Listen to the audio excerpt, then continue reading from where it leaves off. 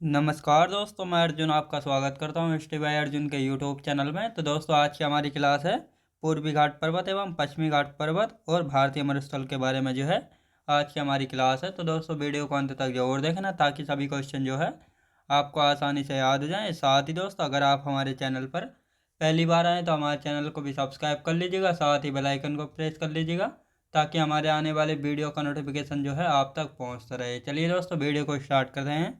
यानी आज की क्लास में जो है पूर्वी घाट और पश्चिमी घाट एवं भारतीय मरुस्थल के बारे में जो है जानेंगे। तो सबसे पहले जानेंगे दोस्तों पूर्वी घाट पर्वत के बारे में जो है जानेंगे। यहाँ पर हेडिंग डालेंगे पूर्वी घाट पर्वत। पूर्वी घाट हमारा पहला टॉपिक शुरू होता है दोस्तों पूर्वी घाट पर्वत। इसके बाद देखेंगे पश्चिमी घाट पर्वत और उसके बाद देखेंगे भारतीय मरुस्थल। दोस्तों, यदि पूर्वी घाट पर्वत की बात की जाए तो इसकी औसत ऊंचाई कितनी है? 900 से 1100 मीटर इसकी औसत ऊंचाई है। और यदि इसके विस्तार यानी एक्सपेंशन की यदि बात की जाए तो महानदी से लेकर जो है दक्षिण में नीलगिरी पहाड़ी तक जो है इसका विस्तार है। और सबसे ऊंची चोटी यदि बात की जाए यानी जो पूर्वी घाट पर्वत है इसकी यदि सबसे ऊंची चोटी की यदि बात की जाए तो जिंदा गाड़ा है। और यदि इसकी दूसरी सबसे ऊंची चोटी की यदि बात की जाए तो कौन सी है दोस्तों? हो जाती है महेंद्रगिरी। इसको एक बार मैं आपको मैप में जो है दिखा देता हूँ।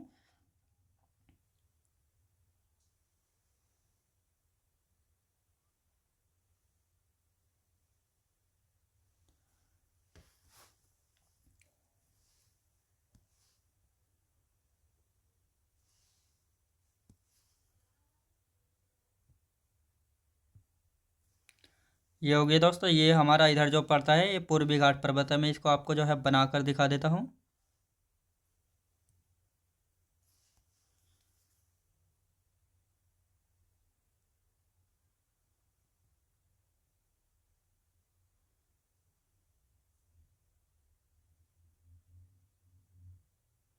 ये हमारा पूर्वी घाट पर्वत, याद रखें दोस्तों।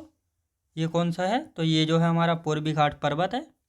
पूर्वी घाट पर्वत याद रखें दोस्तों। पूर्वी घाट पर्वत जो है जो पूरब की तरफ जो है पड़ता है प्रायद्वीपीय भारत में, उसको क्या कहा जाता है? उसको जो है पूर्वी घाटीय पर्वत जो है कहा जाता है। याद रखें दोस्तों, पूर्वी घाट पर्वत जो है कहा जाता है। अब यदि इसके औसत ऊंचाई की बात करते हैं, इसका विस्तार क्या है, इसकी सबसे ऊंची चोटी क्या है, इसकी दूसरी सबसे ऊंची चोटी क्या है और पूर्वी घाट पर्वत की पहाड़ियाँ क्या हैं, इन सभी के बारे में जो है जानने वाले हैं। अब सबसे पहले जो छोटे छोटे टॉपिक है इनको जो है देख लेते हैं।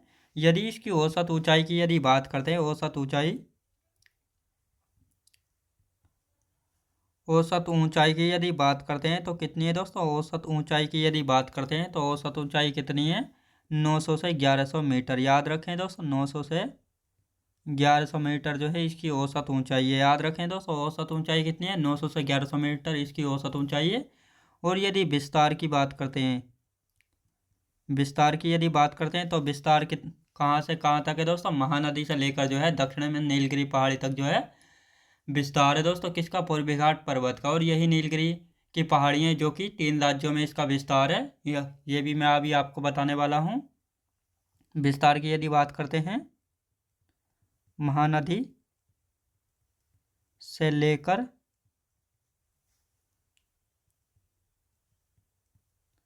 दक्षिण में नीलगिरी हिल्स तक। याद रखें दोस्तों, नीलगिरी हिल्स तक जो है इसका विस्तार है। किसका दोस्तों? पूर्वी घाट पर्वत का। याद रखें दोस्तों।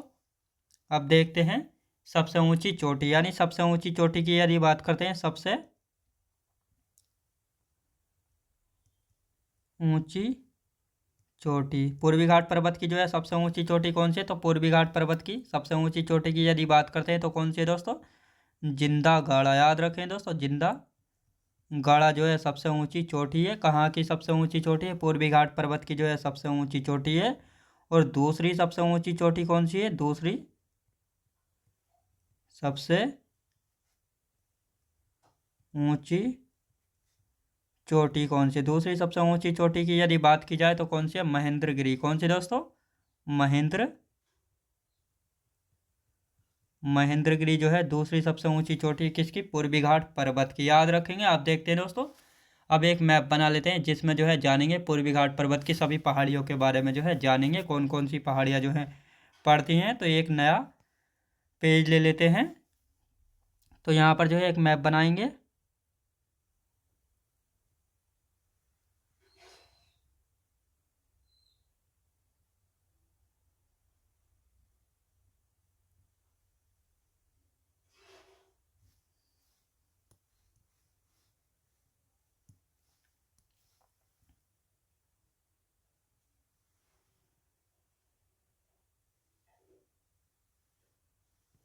तो ये जो है एक हमने प्रायद्वीपीय भारत का जो है दोस्तों एक मैप जो है हमने बना लिया है।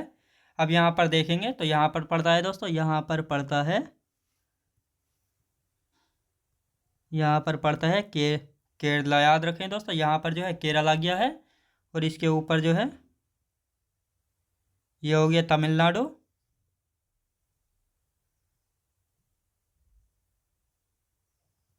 और ये हो गया दोस्तों आंध्र प्रदेश। याद रखें दोस्तों, ये आ गया आंध्र प्रदेश। अब देखते हैं इनमें कौन कौन सी पहाड़ियाँ हैं। तो यहाँ पर पहाड़ियों के निशान लगा लेते हैं। तो सबसे ऊपर पड़ती है दोस्तों आंध्र प्रदेश में। आंध्र प्रदेश में कौन सी पहाड़ी आती है? आंध्र प्रदेश में सबसे पहला आती है बेलकोंडा। याद रखें दोस्तों। नल्ला मलाई पहाड़ी, याद रखें दोस्तों, ये आ गई नल्ला मलाई पहाड़ी। और इसके नीचे कौन सी पहाड़ी आती है? इसके नीचे आती है बेनुकोंडा पहाड़ी। इसके नीचे यदि बात की जाए तो इसके नीचे कौन सी पहाड़ी आती है? इसके नीचे आती है पालकोंडा। इसके बाद कौन सी पहाड़ी है? इसके बाद आती है दोस्तों नगारी पहाड़ी। कौन सी दोस्तों?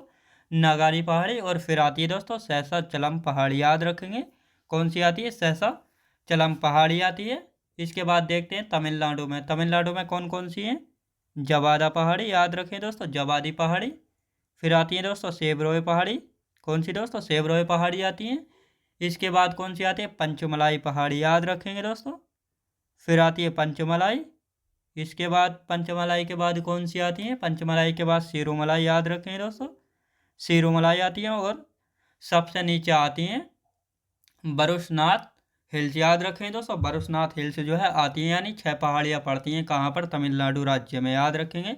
अब देख लेते हैं दोस्तों केरल में। तो यहाँ पर पड़ती है दोस्तों कार्डेमम हिल्स, जिनको इलायची हिल्स भी जो है कहा जाता है। यहाँ पर तमिलनाडु और केरल के बॉर्डर पर जो है कौन सी पहाड़ियाँ हैं? अन्नामलाई पहाड़ियाँ हैं, और जिनका विस्तार जो है केरल और तमिलनाडु में है। याद रखेंगे।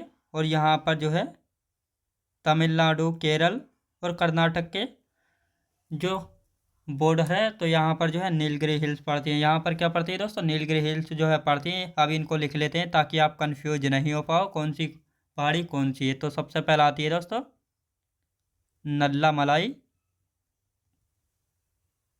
नल्ला मलाई हिल। दूसरे नंबर पर आती है दोस्तों बेनुकोंडा हिल्स। याद रखें दोस्तों, बेनुकोंडा, बेनुकोंडा हिल्स। यदि तीसरे नंबर की बात की जाए तो तीसरे नंबर पर कौन सी आती है दोस्तों? तीसरे नंबर पर आती है कौन सी? पालकोंडा। याद रखें दोस्तों, पालकोंडा हिल्स हो गई। पालकोंडा हिल्स के बाद कौन सी आती है दोस्तों? पालकोंडा हिल्स के बाद आती है नगारी पहाड़ी। याद रखें दोस्तों, नगारी हिल्स हो गया। इसके बाद कौन सी आती है दोस्तों? नगारी हिल्स के बाद की यदि बात करते हैं तो अब आती है दोस्तों सहसा चलम। याद रखें दोस्तों, सहसा चलम हिल्स कहाँ पर पड़ते हैं? तो यहाँ से जो है किस प्रकार क्वेश्चन बनता है? तो इस प्रकार सीधा सीधा क्वेश्चन बनता है, बेनुकोंडा हिल्स जो है किस राज्य में है? तो आपको पता होना चाहिए आंध्र प्रदेश में पड़ती है बेनुकोंडा हिल्स। याद रखेंगे। आप देखते हैं दोस्तों कहाँ की है। अब आते हैं तमिलनाडु की। तमिलनाडु में कौन कौन सी हिल्स हैं? तो सबसे पहला आता है जवादी हिल्स। याद रखेंगे, जवादी हिल्स कहाँ पर पड़ती हैं? तमिलनाडु में। जवादी हिल्स के बाद आती है दोस्तों सेवरोय हिल्स। याद रखें दोस्तों, सेवरोय हिल्स होती हैं। सेवरोय हिल्स के बाद कौन सी हिल्स आती है दोस्तों? सेवरोय हिल्स के बाद आती है पंचमलाई। याद रखेंगे दोस्तों, पंचमलाई हिल हो गया, पंचमलाई हिल्स। पंचमलाई के बाद दोस्तों कौन सी आती है? पंचमलाई के बाद यदि बात करते हैं सिरोमलाई हिल्स। याद रखेंगे, यानी सिरोमलाई हिल्स आती है। याद रखें दोस्तों, सिरोमलाई हिल्स जो है आती है। याद रखेंगे। अब यदि सिरोमलाई के बाद की बात करते हैं पलानी हिल्स। याद रखें दोस्तों, पलानी हिल्स कहाँ पर पड़ती है? तमिलनाडु राज्य में पड़ती है। पलानी हिल्स याद रखेंगे दोस्तों। और सबसे नीचे आती हैं बरुसनाथ हिल्स, तमिलनाडु में, याद रखेंगे। बरुसनाथ हिल्स याद रखेंगे दोस्तों, बरुसनाथ हिल्स। यदि बात करते हैं, ये वाली कहाँ पर है दोस्तों? आंध्र प्रदेश में। कहाँ पर है? आंध्र प्रदेश में पड़ती हैं। और ये इनकी बात करते हैं तो ये वाली कहाँ पर पड़ती हैं? तमिलनाडु में पड़ती हैं। ये सभी पहाड़ियाँ कहाँ पर दोस्तों? ये सभी पहाड़ियाँ जो हैं तमिलनाडु राज्य में जो हैं पड़ती हैं। अब यदि इसकी बात करते हैं दोस्तों, ये कौन सी पहाड़ी हैं? ये है दोस्तों कार्डेमम इलायची पहाड़ी, याद रखें दोस्तों। कार्डेमम या इलायची पहाड़ियाँ कहाँ पर है? केरल में पड़ती हैं कार्डेमम या इलायची पहाड़ियाँ। ये वाली पहाड़ी कौन सी है दोस्तों? ये वाली पहाड़ी है अन्नामलाई पहाड़ी, याद रखेंगे दोस्तों। अन्नामलाई पहाड़ी। यदि विस्तार की बात करते हैं तो कहाँ पर? केरल और तमिलनाडु राज्य की सीमा पर पड़ती है, याद रखें दोस्तों। केरल और तमिलनाडु राज्य की सीमा पर कौन सी पहाड़ी पड़ती है? तो ये पड़ती है अन्नामलाई। ये है दोस्तों नीलगिरी हिल्स। कौन सी है? नीलगिरी हिल्स की यदि बात करते हैं तो इसका विस्तार जो है 3 राज्यों में, याद रखें दोस्तों। नीलगिरी हिल्स के यदि विस्तार की बात की जाए तो 3 राज्यों में है विस्तार। कौन कौन सा? कर्नाटक, केरल और तमिलनाडु, याद रखें दोस्तों। इन तीनों के बॉर्डर पर है, यानी तीनों राज्य में जो है इसका विस्तार है, याद रखें दोस्तों। तो ये थी पूर्वी घाट पर्वत की पहाड़ियाँ जो मैंने अभी आपको बताई हैं। कौन कौन सी? आंध्र प्रदेश में नल्लामलाई, बेनुकोंडा, पालकोंडा, नगारी हिल्स, शेषाचलम हिल्स, ये सभी जो है आंध्र प्रदेश में है। Javadi hills, Shevaroy hills, Panchamalai hills, Sirumalai hills, Palani hills और बरुसनाथ हिल्स, ये पड़ती है दोस्तों तमिलनाडु में, याद रखेंगे। तो ये थी हमारी पूर्वी घाट पर्वत की जो है कुछ पहाड़ियाँ थी। आप नोट करके लिखेंगे राजमहल की पहाड़ी कहाँ पर स्थित है और गडजात की पहाड़ी जो है कहाँ पर स्थित है। तो इन सभी को जानने वाले हैं।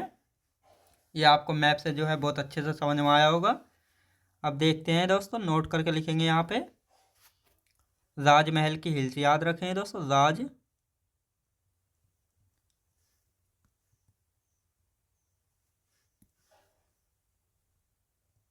राजमहल की पहाड़ी। राजमहल की पहाड़ी की यदि बात करते हैं तो कहाँ पर पड़ती है राजमहल की पहाड़ी? ये पड़ती है दोस्तों झारखंड में पड़ती है राजमहल की पहाड़ी, याद रखेंगे। यदि पूछा जाए गडजात पहाड़ी कहाँ पर है, तो गडजात पहाड़ी कहाँ पर पड़ती है? ये पड़ती है उड़ीसा में। कहाँ पर दोस्तों? उड़ीसा में। ये आ गया दोस्तों झारखंड। राजमहल की पहाड़ी झारखंड में और गडजात की पहाड़ी कहाँ पे पड़ती है? उड़ीसा में, याद रखें दोस्तों। कहाँ पे? उड़ीसा में पड़ती है। तो इसको याद रखेंगे। याद रखें दोस्तों, राजमहल की पहाड़ियाँ झारखंड में, गडजात की पहाड़ियाँ जो है कहाँ पर पड़ती हैं? उड़ीसा में। आप देखते हैं दोस्तों पश्चिमी घाट पर्वत, यानी हमारा पूर्वी घाट पर्वत जो है कंप्लीट हो चुका है। अब आते हैं पश्चिमी घाट पर्वत के बारे में, देखेंगे कि इसके बारे में जो है क्या खास है। तो यहाँ पर हेडिंग डालेंगे दोस्तों,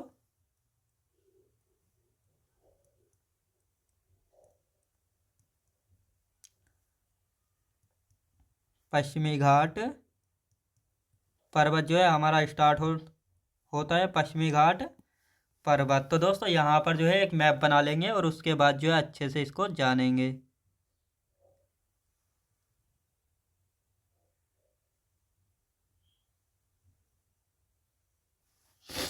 ये जो है हमने एक मैप जो है बना लिया है। अब इसको अच्छे से जो है जानने वाले हैं। तो यहाँ पर जो है दोस्तों एक मैप जो है बना लेते हैं कि कहाँ कौन सा जो है पश्चिमी घाट पर्वत के बारे में जो है हम पढ़ रहे हैं।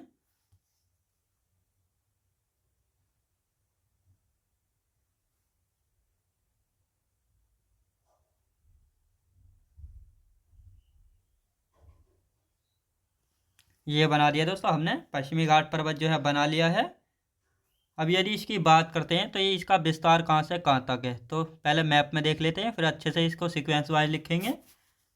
तो यहाँ पर जो है दोस्तों, यहाँ पर पड़ता है गोवा, याद रखें दोस्तों। यहाँ पर जो है ये पड़ता है गोवा, याद रखें दोस्तों। गोवा कहाँ पर पड़ता है? तो ये आ गया हमारा गोवा। और गोवा से जो है दोस्तों एक 16 डिग्री अक्षांश रेखा जो है होकर गुजरती है, यानी गोवा से जो है 16 डिग्री अक्षांश रेखा जो है गुजरती है। और ये जो है 16 डिग्री अक्षांश रेखा जो है गुजरती है, जो कि पश्चिमी घाट पर्वत को जो है दो भागों में बांटने का काम करती है। यानी अक्षांश रेखा से ऊपर वाला हिस्सा कौन सा हो जाता है, ये है उत्तरी सह्याद्री। याद रखें दोस्तों, ये है उत्तरी सह्याद्री। और नीचे वाला हिस्सा जो है ये कौन सा है दोस्तों, ये है दक्षिणी सह्याद्री। याद रखें दोस्तों, ये हो जाता है हमारा दक्षिणी सह्याद्री। याद रखें दोस्तों, ये हो गया हमारा दक्षिणी सह्याद्री। दक्षिणी सह्याद्री हो गया। अब इनकी ये वाला कौन सा है दोस्तों, ये है पश्चिमी घाट पर्वत। पश्चिमी घाट पर्वत याद रखें दोस्तों, पश्चिमी घाट पर्वत हो गया है। अब इसके बारे में देख लेते हैं। और ये यहाँ पर दोस्तों नीलगिरी पहाड़ियाँ भी लिख लेते हैं। यहाँ पर जो है नीलगिरी की पहाड़ियाँ याद रखें दोस्तों, नीलगिरी हिल्स भी जो है यहाँ पर पड़ती हैं। यानी आपको पता होगा नीलगिरी हिल्स कहाँ पर पड़ती हैं, पूर्वी और पश्चिमी घाट पर्वत के मिलान बिंदु पर जो है क्या पड़ती हैं, नीलगिरी हिल्स जो है पड़ती हैं। याद रखें दोस्तों, यानी जो ग्रीन वाला दिख रहा है ये है पश्चिमी घाट पर्वत, और ये जो वाइट वाला है ये है गोवा। और गोवा से जो है 16 डिग्री अक्षांश रेखा जो है होकर गुजरती है। और ये अक्षांश रेखा क्या करती है, यानी जो पश्चिमी घाट पर्वत है इसको दो भागों में बांट देती है। ऊपर का उत्तरी भाग जो है उत्तरी सह्याद्री कहलाता है, और दक्षिण का दक्षिणी सह्याद्री जो है कहलाता है। क्योंकि पश्चिमी घाट पर्वत को जो है अन्य किस नाम से जाना जाता है, यहाँ से ये क्वेश्चन भी बनता है, तो सह्याद्री के नाम से भी जो है जाना जाता है पश्चिमी घाट पर्वत को। तो इसीलिए जो है इसको उत्तरी सह्याद्री और दक्षिणी सह्याद्री के नाम से जो है कहा गया है। याद रखेंगे। अब देखते हैं दोस्तों पश्चिमी घाट पर्वत का विस्तार कितना है, लंबाई कितनी है, औसत ऊंचाई कितनी है, अन्य नाम क्या है, किन किन स्टेट में जो है इसका विस्तार है, तो इन सभी के बारे में जो है जानने वाले हैं। और यदि उत्तरी सह्याद्री की बात करते हैं तो इसकी हाईएस्ट पीक है कलसुबाई, और दक्षिणी सह्याद्री की यदि बात करते हैं तो इसकी हाईएस्ट पीक क्या है दोस्तों, हाईएस्ट पीक यानी सबसे ऊंची चोटी है कुद्रेमुख। तो इन सभी के बारे में जो है चर्चा करेंगे। तो अब यहाँ पर हेडिंग डालेंगे, यहाँ पर हेडिंग डालेंगे पश्चिमी घाट पर्वत, पश्चिमी घाट। दोस्तों अभी हम पश्चिमी घाट पर्वत ही पढ़ रहे हैं, याद रखेंगे।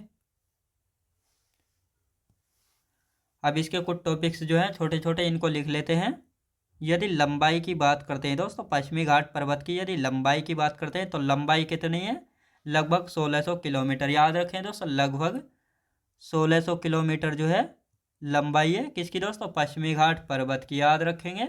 अब आते हैं दोस्तों इसकी औसत ऊंचाई की।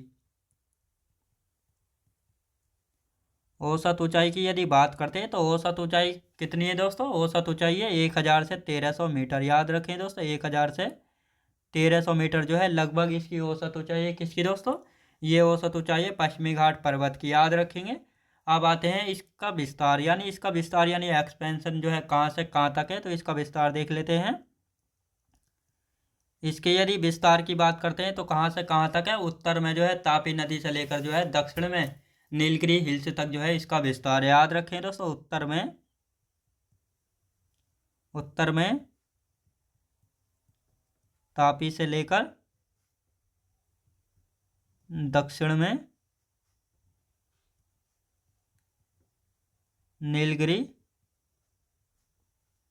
हिल्स तक जो है इसका विस्तार है। याद रखें दोस्तों, नीलगिरी हिल्स तक जो है इसका विस्तार है। किसका विस्तार है, पश्चिमी घाट पर्वत का जो है विस्तार है। कहाँ से कहाँ तक, उत्तर में जो है तापी नदी से लेकर और दक्षिण में जो है नीलगिरी हिल्स तक जो है इसका विस्तार है। याद रखें दोस्तों। अब इसका अन्य नाम की यदि बात करते हैं, यानी जो पश्चिमी घाट पर्वत है इसको अन्य किस नाम से जाना जाता है, अन्य नाम की यदि बात करते हैं तो अन्य किस नाम से जाना जाता है, सह्याद्री के नाम से जो है जाना जाता है। याद रखें दोस्तों, सह्याद्री के नाम से जो है जाना जाता है। किसको जाना जाता है, तो ये जाना जाता है पश्चिमी घाट पर्वत को। और इसके यदि विस्तार की बात करी जाए, याद रखें दोस्तों, अब राज्य वाई देखेंगे कितने राज्यों में जो है इसका विस्तार है, तो 6 राज्यों में जो है इसका विस्तार है। कौन कौन से 6 राज्य हैं, तो सबसे पहला आता है दोस्तों गुजरात, महाराष्ट्र, गोवा, कर्नाटक, केरल और तमिलनाडु। इन 6 राज्यों में विस्तार है पश्चिमी घाट पर्वत का। कौन कौन से, सबसे पहला आता है दोस्तों गुजरात,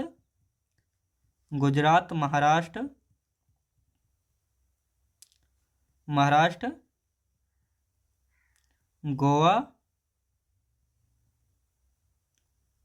गोवा के बाद कर्नाटक हो गया दोस्तों। कर्नाटक के बाद कौन सा आता है, केरल हो जाता है, और केरल के बाद आता है तो तमिलनाडु। याद रखें दोस्तों, इन 6 राज्यों में जो है इसका विस्तार है पश्चिमी घाट पर्वत का। यानी लंबाई की यदि बात करते हैं 1600 किलोमीटर, लंबाई 1600 किलोमीटर, औसत ऊंचाई 1000 से 1300 मीटर। विस्तार उत्तर में जो है तापी नदी से लेकर दक्षिण में नीलगिरी हिल्स तक है।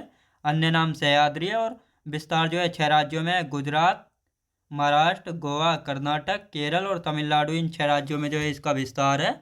याद रखेंगे दोस्तों, पश्चिमी घाट और पूर्वी पूर्वी घाट का मिलान बिंदु की यदि बात करते हैं तो कौन सा मिलान बिंदु है, याद रखेंगे। यह अभी मैंने आपको बताया था, यहाँ पर लिखेंगे पश्चिमी घाट और पूर्वी घाट का मिलान बिंदु। पश्चिमी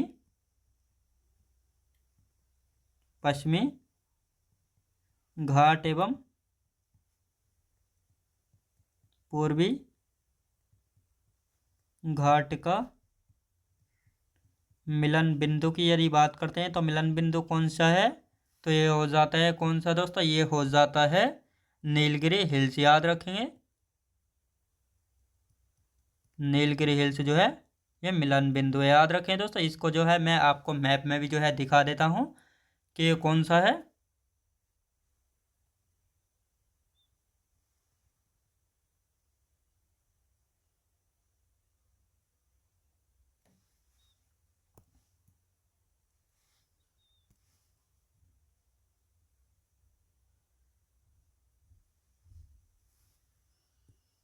ये आ गया दोस्तों हमारा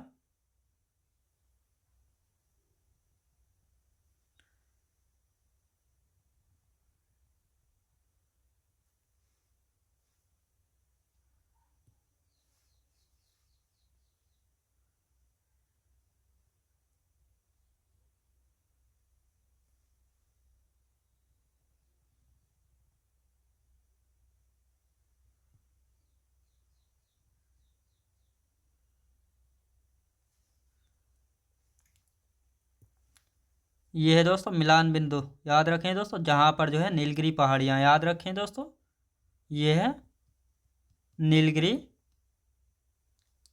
हिल्स। याद रखें दोस्तों, ये कौन सी, ये है नीलगिरी हिल्स। यदि इसकी बात करते हैं तो ये है पूर्वी घाट पर्वत, पूर्वी घाट पर्वत। और यदि इसकी बात करते हैं तो ये है पश्चिमी घाट पर्वत, पश्चिमी घाट पर्वत। याद रखें दोस्तों, इन दोनों के मिलन बिंदु पर जो है नीलगिरी हिल्स जो है पड़ती हैं। याद रखें दोस्तों, और पश्चिमी घाट पर्वत जो है 2 भागों में विभाजित है। कौन कौन से 2 भाग हैं, इनके बारे में देख लेते हैं अब। इनके बारे में देखेंगे, पश्चिमी घाट पर्वत जो है 2 भागों में विभाजित है। पश्चिमी घाट पर्वत 2 भागों में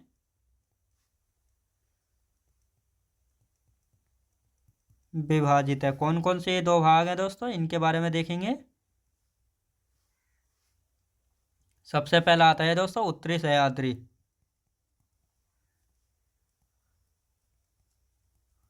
उत्तरी सह्याद्री हो गया। ये है दोस्तों दक्षिणी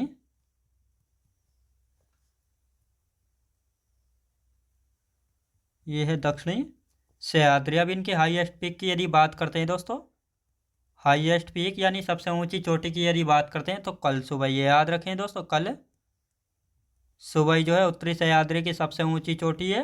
और यदि दक्षिणी सह्याद्री की बात की जाए तो इसकी सबसे ऊंची चोटी दोस्तों एचपी, मतलब सबसे ऊंची हाईएस्ट पीक के लिए लिखा मैंने एचपी। और यदि इसकी बात करते हैं तो कुद्रेमुख। याद रखें दोस्तों, कुद्रेमुख जो है सबसे ऊंची चोटी किसकी है, तो ये है दक्षिणी सह्याद्री की। याद रखें दोस्तों, यानी पश्चिमी घाट पर्वत जो है 2 भागों में विभाजित है, उत्तरी सह्याद्री और दक्षिणी सह्याद्री। उत्तरी सह्याद्री की सबसे ऊंची चोटी है कलसुबई, और दक्षिणी सह्याद्री की सबसे ऊंची चोटी कौन सी है, कुद्रेमुख है। याद रखें दोस्तों, यहाँ पर जो है क्वेश्चन बनता है, इसलिए मैं इसको करा रहा हूँ। अब बात आती है पश्चिमी घाट पर्वत को जो है 16 डिग्री अक्षांश रेखा जो है 16 डिग्री उत्तरी अक्षांश रेखा जो है उत्तरी सह्याद्री व दक्षिणी सह्याद्री में जो है विभाजित करती है, जो कि गोवा से होकर गुजरती है। आपसे यहाँ से क्वेश्चन बन सकता है कि 16 डिग्री उत्तरी अक्षांश रेखा जो है कहाँ से गुजरती है, तो ये गोवा से होकर जो है गुजरती है, जो कि पश्चिमी घाट पर्वत को जो है 2 भागों में विभाजित कर देती है, उत्तरी सह्याद्री और दक्षिणी सह्याद्री में जो है बांट देती है, यानी इसको विभाजित जो है कर देती है, याद रखेंगे। यानी अब लिखेंगे पश्चिमी घाट पर्वत, पश्चिमी घाट पर्वत को 16 डिग्री उत्तरी अक्षांश रेखा, उत्तरी सह्याद्री व दक्षिणी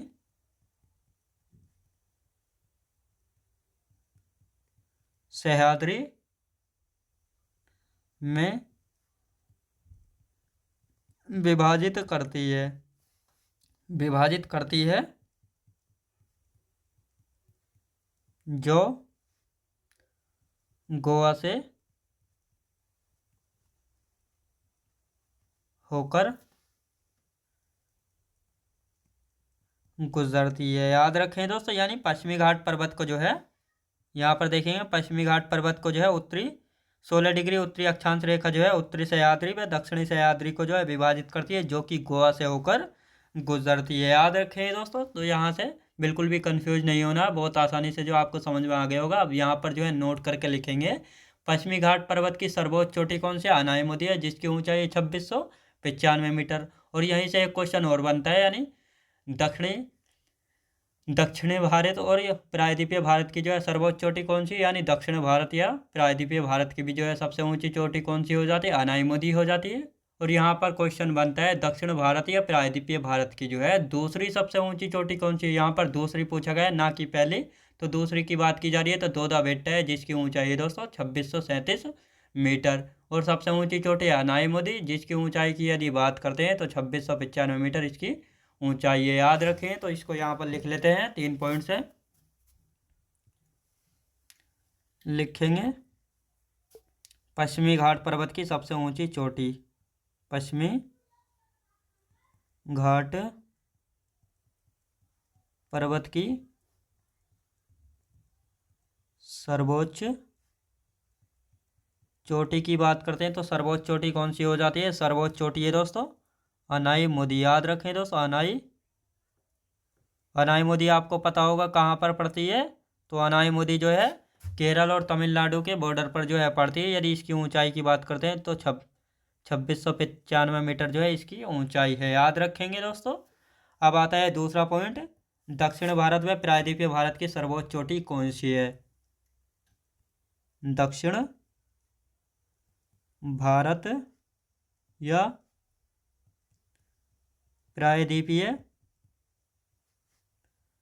भारत की सर्वोच्च चोटी कौन सी है? याद रखें दोस्तों, इसकी भी कौन सी हो जाती है? अनायमुदी ही जो है हो जाती है, याद रखेंगे। अनायमुदी जो है हो जाती है, याद रखें दोस्तों। जो पश्चिमी घाट पर्वत है ये कहाँ पर पड़ता है? तो ये भी तो है दक्षिण भारत में ही तो है, पड़ता है, याद रखें दोस्तों। यानी जो पश्चिमी घाट पर्वत है ये कहाँ पर पड़ता है? दक्षिण भारत या प्रायद्वीपीय भारत में ही जो है पड़ता है। इसलिए दक्षिण भारत या प्रायद्वीपीय भारत की सबसे ऊंची चोटी यानी सर्वोच्च चोटी कौन सी हो जाती है? अनायमुदी हो जाती है, क्योंकि यहाँ से पूछा जाता है कि पश्चिमी घाट पर्वत की सर्वोच्च चोटी कौन सी? अनायमुदी। और इस तरह से भी क्वेश्चन जो है पूछा जाता है, दक्षिण भारत या प्रायद्वीपीय भारत की जो है सर्वोच्च चोटी कौन सी है? तो अनायमुदी जो है हो जाती है, याद रखेंगे। अब देखते हैं यहाँ पर दक्षिण भारत या प्रायद्वीपीय भारत की जो है दूसरी सबसे ऊंची चोटी, यहाँ पर जो है दूसरी सबसे ऊंची चोटी की बात की जा रही है, तो दूसरी है दोस्तों दोदा बेट्टा, जिसकी ऊंचाई है 2637 मीटर, याद रखेंगे। यानी दक्षिण भारत या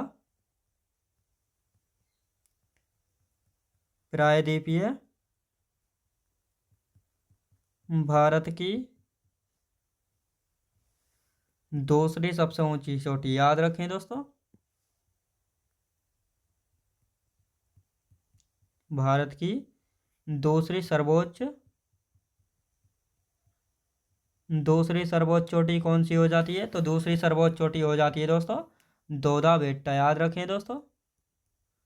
दोदा बेट्टा हो जाती है, जिसकी ऊंचाई की यदि बात करते हैं तो 2637 मीटर जो है इसकी ऊंचाई है दोदा बेट्टा की। याद रखें दोस्तों। अब आते हैं नीलगिरी हिल्स। याद रखें दोस्तों, नीलगिरी हिल्स देख लेते हैं और इसके बाद जो हमारा नया टॉपिक शुरू होगा भारतीय मरुस्थल। याद रखें दोस्तों। अब कौन सा आता है? नीलगिरी हिल्स देख लेते हैं। नीलगिरी हिल्स की यदि बात करते हैं, नीलगिरी नीलगिरी हिल्स दोस्तों, नीलगिरी हिल्स कहाँ पर पड़ती हैं? तो ये आपको पता होगा, इसका विस्तार जो है 3 राज्यों में। याद रखें दोस्तों, यानी नीलगिरी हिल्स का विस्तार जो है कहाँ पर है? 3 राज्यों में है। कर्नाटक,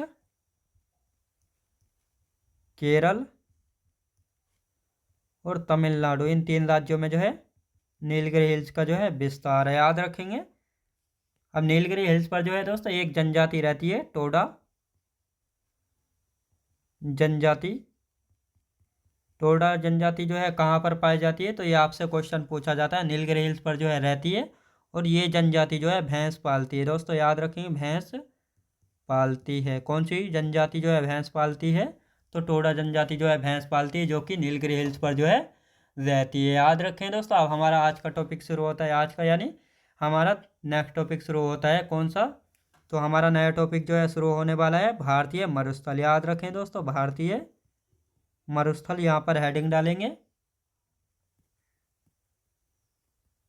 भारतीय मरुस्थल जो है हमारा नया टॉपिक है, तो इसको जो है ब्रैकेट में जो है बंद कर लेते हैं। अब मरुस्थल की यदि बात की जाए, मरुस्थल होता क्या है? तो इसमें क्या होता है दोस्तों, जहाँ पर 25 सेंटीमीटर से कम वार्षिक वर्षा या उससे कम वर्षा वाले क्षेत्र को जो है क्या कहा जाता है दोस्तों? भारतीय मरुस्थल जो है कहा जाता है। यानी जिस क्षेत्र में जो है 25 सेंटीमीटर से कम वार्षिक वर्षा या उससे भी कम वर्षा होती है, तो उस क्षेत्र को क्या कहा जाता है? उस क्षेत्र को जो है मरुस्थल जो है कहा जाता है। याद रखें दोस्तों। और भारत में कौन सा मरुस्थल है? भारत में जो है थार मरुस्थल है।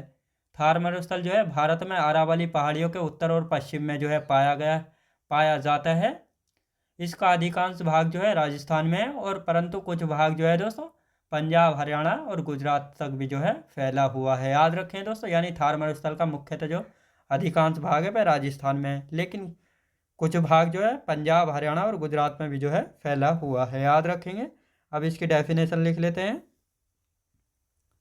मरुस्थल जहाँ पर 25 सेंटीमीटर से कम वार्षिक वर्षा या उससे भी कम वर्षा वाले क्षेत्र को मरुस्थल जो है कहते हैं। याद रखें दोस्तों, जहाँ पर जो है 25 सेंटीमीटर से कम वार्षिक वर्षा होती है या उससे भी कम होती है, तो उस क्षेत्र को जो है हम क्या कहते हैं? उस क्षेत्र को मरुस्थल जो है कहा गया है। याद रखेंगे। अब यहाँ पर थार मरुस्थल के बारे में देखेंगे। थार मरुस्थल कहाँ पर पाया जाता है? तो थार मरुस्थल जो है भारत में जो है पाया जाता है। अब इसका विस्तार देख लेते हैं। विस्तार जो है कहाँ से कहाँ तक है? तो ये जो है भारत में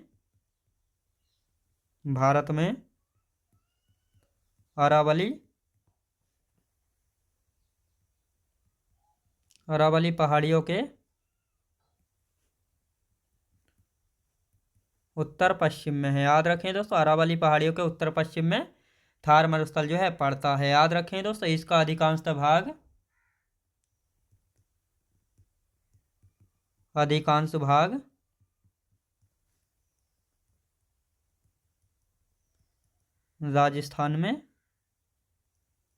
राजस्थान में है, परंतु